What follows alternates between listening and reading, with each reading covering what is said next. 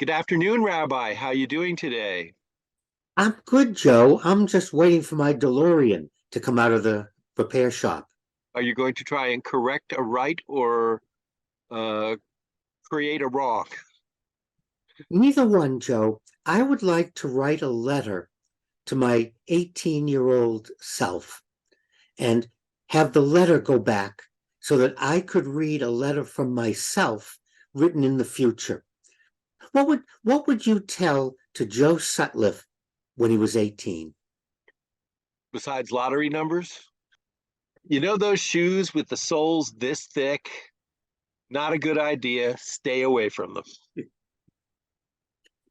But what about you, Rabbi? What wisdom would you impart upon your young and teenage uh, self? My first thought would be some of the things you said. Then I would say, when I was 18, I wouldn't accept it or read it. I would just think it was coming from some 76-year-old guy and not actually from myself. What would I say? Well, let's see. Dear Ken, I am writing to you from the future. I'm now 76 years. Wait a minute. You are now 76 years old. I would like to impart some knowledge, some wisdom. Some wisdom. No, I'm not going to give you lottery numbers because that's not what this is all about. This is about you're going to be a rabbi and you're going to have a lot of life experiences and you're going to have a lot of experience with other people's lives. You're going to be a hospital chaplain. You're going to be a chaplain with the fire company. You're going to have many people asking your advice. You're going to do interfaith weddings. I want you to start to prepare yourself for all the choices that are out there, all the possibilities that are out there for you and for everybody else. I don't want you to get bogged down in silly rituals, in religions that tell you this is the way to do it and there is no other way. You have to listen to me. I'm the only person that knows. I want you to stay open and don't dismiss any religions. Don't dismiss any rituals, nor don't accept any.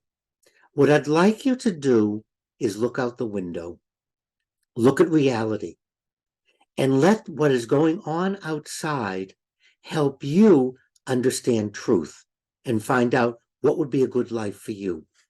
Now, do you think that's too philosophic, Joe? No, I don't think it's too philosophical. On the other hand, I also think you're about to get a letter from your 89-year-old self saying, "What do you mean, no lottery numbers?" But I do know that wisdom is often wasted on the young, even when it's from our future selves, if that were possible. I like to think we pay more attention if we somehow knew that it really did come from the future. But you're right. It's not so much about many is the time I've been given good advice, and many is the time I've ignored it, even from someone reliably smart. So maybe we aren't ever going to learn so much as we need to teach ourselves to pay attention better. You know, I'm going to rephrase my letter, Joe. What I want to say to my 18-year-old self, it's going to be very simple. It's going to say, worry, details in my next letter. Thank you, Rabbi. Now I'm going to try and go to sleep tonight. I wait for the mail to come. Have a good one. And I put that as a challenge to everyone out there. Spend some time, maybe even write the letter. What would you write to your 18-year-old self?